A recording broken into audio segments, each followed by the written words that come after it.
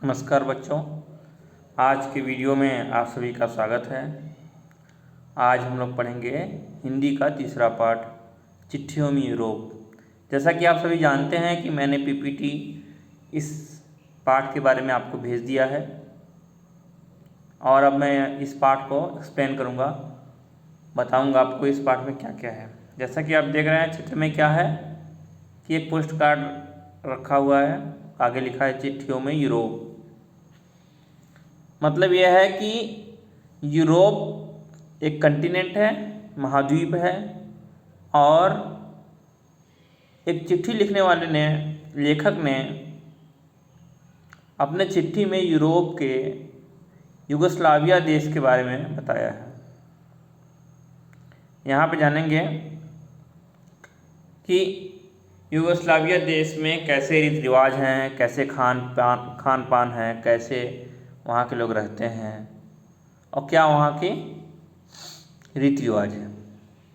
लेखक ने लिखा कैसे है अब आगे हम देखेंगे। लेखक ने चिट्ठियों में यूरोप में लिखा है। 22 मार्च 1989 को लिखा गया ये पत्र है। युगोस्लाविया नेवी साद वहाँ पर एक जगह है, वहाँ से उस शहर से युगोस्लाविया के नेवी साद शहर से चिट्ठी लिखी गई है। लेखक वहीं पर गया हुआ है। अब उन्होंने अपने बच्चों के नाम लिखे हैं। सबसे पहले क्या लिखा है? प्रिय नीलू, शेरू, ककू, पुत्र और तुम सबकी मम्मी।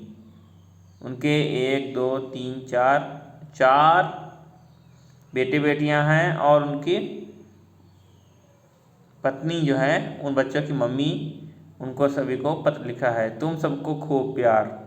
उन्होंने लिखा है आप सभी को बहुत ही मेरी तरफ से प्यार है। आज यहाँ पहुँचे 1 हफ्ता हो गया।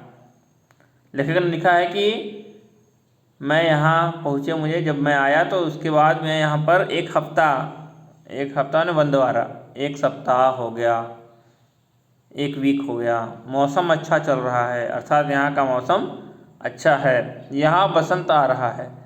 बसंत मतलब सर्दी का समाप्ति होता है, सर्दी की समाप्ति और गर्मी की शुरुआत, उसके बीच में क्या आता है? बसंत आता है। यहाँ बसंत आ रहा है। सारे पेड़ नंगे खड़े हैं।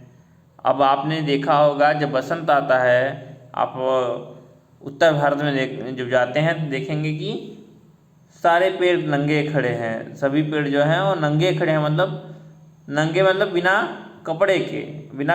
उनके कपड़े क्या हैं? पत्ते।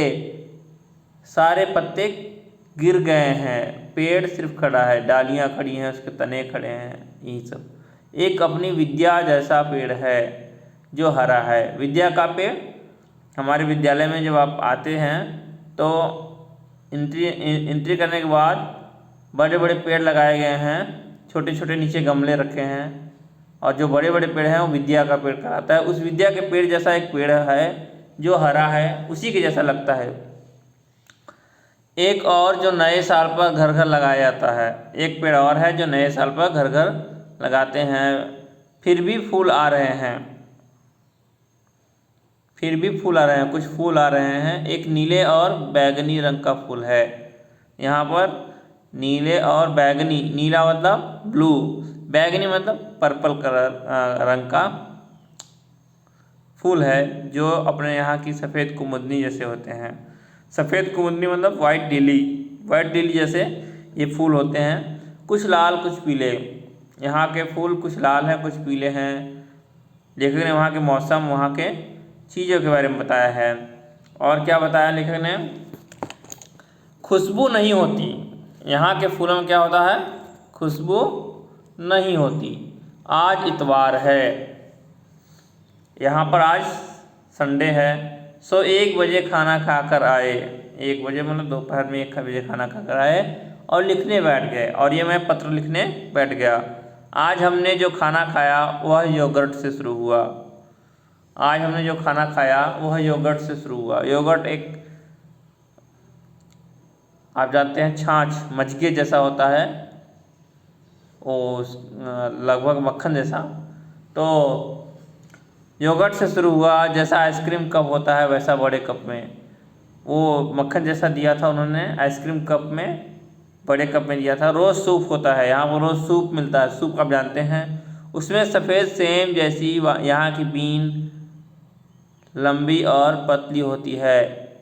बीन्स होते हैं ना, हम खाते हैं, यहाँ की बीन्स क्या है, लंबी है और पतली है, बरबटी जैसी। बरबटी आपने खाई है, अलसंडे, अलसंडे जैसी। फिर आइसक्रीम, यहाँ पर आइसक्रीम मिला। यही 3 कोर्स, यही 3 मील जो होता है, यही 3 मील रोज़ सुबह शाम होते हैं, तीनों टाइम मिलता है, ब्रेकफास्ट, लंच और डिनर। खाते खाते उकताहट हो रही है। एक ही चीज़ को रोज़ खाते खाते उकताहट होना मतलब ऊब जाना, बोरिंग, उसको बोरिंग हो रहा है एक ही चीज़ को बार बार खाने से। कभी कभी चावल होता है स्ट्यू यानी करी के साथ खाने के लिए, एक विशेष प्रकार का स्पेशल राइस होता है, उसको क्या बोलते हैं, स्ट्यू, यानी करी के साथ खाने के लिए, करी के साथ उसको खाने के लिए चावल होता है। एक दिन खरे सिके चिल्ले जैसी एक मिठाई आई, उसमें खट्टी बेरी का गुदा भरा था। अब मैं बताऊं, ये सभी जो चीज़ें दी हुई हैं, इन सभी चीज़ों के चित्र मैंने आपको पीपीटी में भेज दिए हैं। आप इन सभी चीज़ों को देखेंगे, आप योगर्ट देखेंगे, आप वो विद्या का पेड़ देखेंगे, और एक नए वर्ष पे लगाया जाने वाला पेड़ देखेंगे, स्ट्यू चावल है वो देखेंगे, और खरे सिके चिल्ले जैसी मिठाई वो भी देखेंगे, और बेरी भी देखेंगे, खट्टी बेरी भी देखेंगे। इस प्रकार से बरबट्टी भी देखेंगे। एक दिन खरे सिक्के चिल्ले जैसी एक मिठाई आई, उसमें खट्टी बेरी का गुदा भरा था। सिवैयाँ पानी में उबली सूप में रहती हैं, और ब्रेड। यहाँ पर क्या क्या मिलता है वो बता रहा है लेखक, आपको सब समझ आ रहा होगा।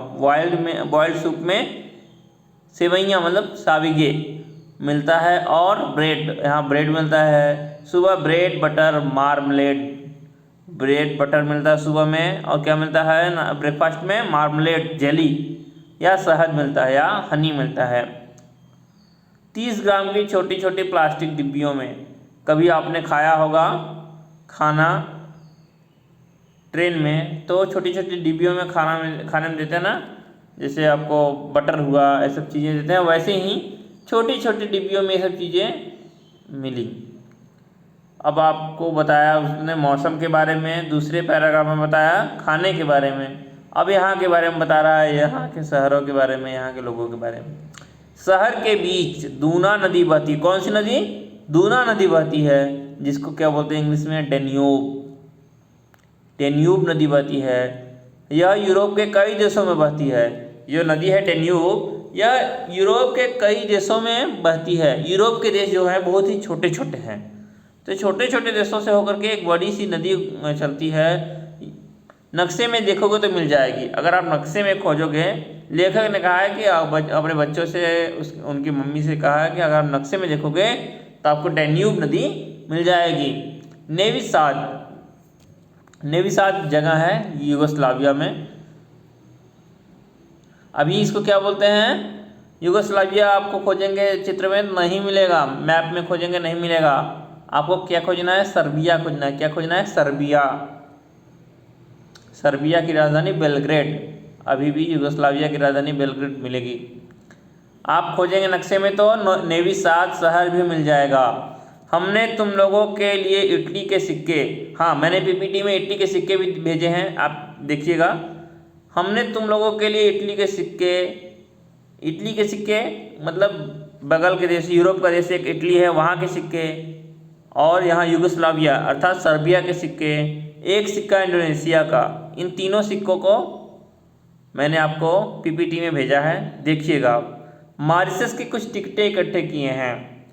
टिकट होता है ना, पोस्ट टिकट, वो पोस्टल टिकट को भी कौन से देश का, मॉरिशस देश का इकट्ठा किया है, कलेक्ट किया है। चीज़ें यहाँ बहुत महंगी हैं, जो चीज़ें मतलब थिंग्स, जो यहाँ पर सामान है वो बहुत ही महंगे हैं, कॉस्टली हैं। लोग कहते हैं मत खरीदो, यहाँ हमारे साथी जो हैं लोग बोलते हैं कि यहाँ की चीज़ें मत खरीदो, बहुत ही महंगी हैं।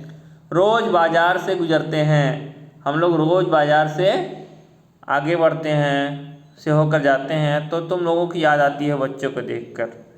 जब बच्चों को देखता हूँ मैं तो मेरे बच्चों की मुझे याद आती है, लेखक ने ऐसा कहा। जो नदी है उसमें बड़े बड़े यात्री जहाज चलते हैं। दूना नदी जो है उसमें बड़े बड़े यात्री जहाज चलते हैं। यात्री जहाज मतलब आपको मालूम नहीं होगा कि पानी से यात्रा करना बहुत ही सस्ता होता है। पानी से यात्रा करना बहुत ही सस्ता होता है, इसलिए यूरोप की रीन, रोन, राइन, डेन्यूब इन सभी नदियों में यातायात चलता है। जो आंतरिक यातायात होता है कई देशों में जल मार्ग से भी होता है। यहाँ पर नदियों में जहाज भी चलते हैं जिससे लोग आते जाते हैं। जो नदी है डेन्यूब उसमें बड़े बड़े यात्री जहाज चलते हैं। यात्री जहाज मतलब पैसेंजर के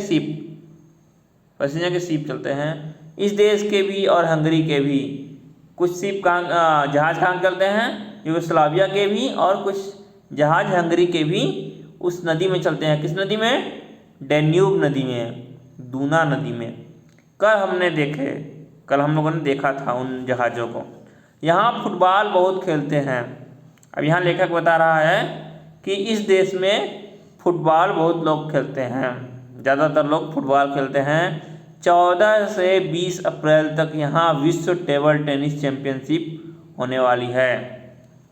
14 से 20 अप्रैल तक यहाँ विश्व table tennis championship, table tennis आप लोग खेलते हैं ना, उसका वर्ल्ड चैंपियनशिप यहाँ होने वाला है।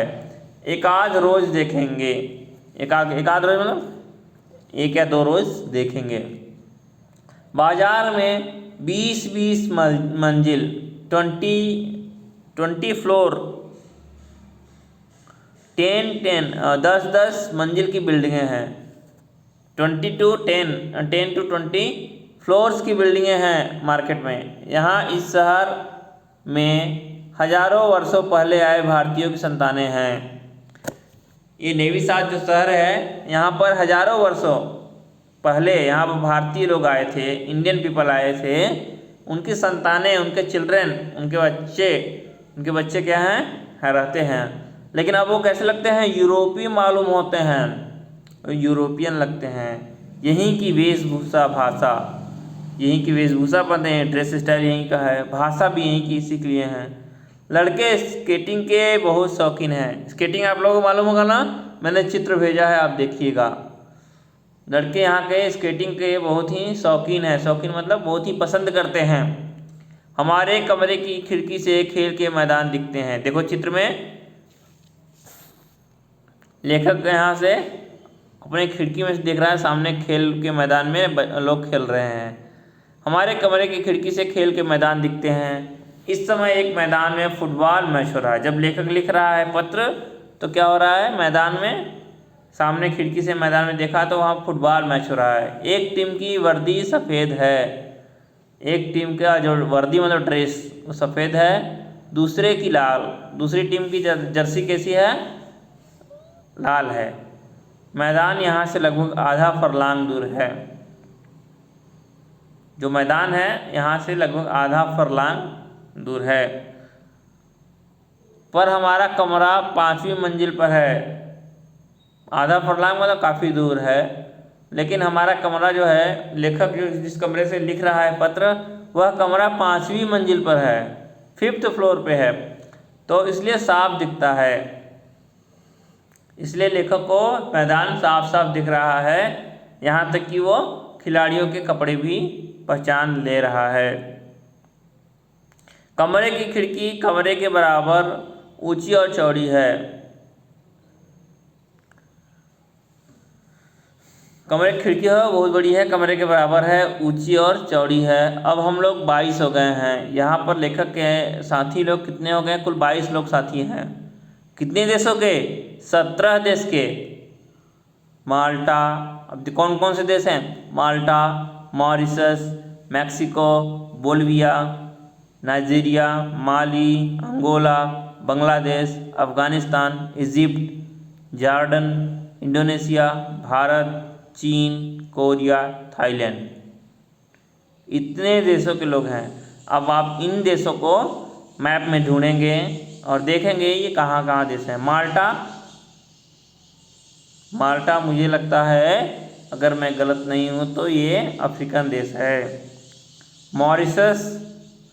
मॉरिशस इंडियन ओशन में है, हिंद महासागर में है। मैक्सिको उत्तरी अमेरिका में, नॉर्थ अमेरिका में है। बोल्विया साउथ अमेरिका में है। नाइजीरिया अफ्रीका में है। माली अफ्रीका में है। अंगोला अफ्रीका में है। बांग्लादेश हमारा नेबरिंग कंट्री एशिया में है। अफ़गानिस्तान भी हमारा नेबरिंग कंट्री है, पड़ोसी देश है, ये भी एशिया में है। इजिप्ट जानते हैं ना आप, मिस्र, इजिप्ट तो अफ्रीका में है। जॉर्डन तो एशिया में है।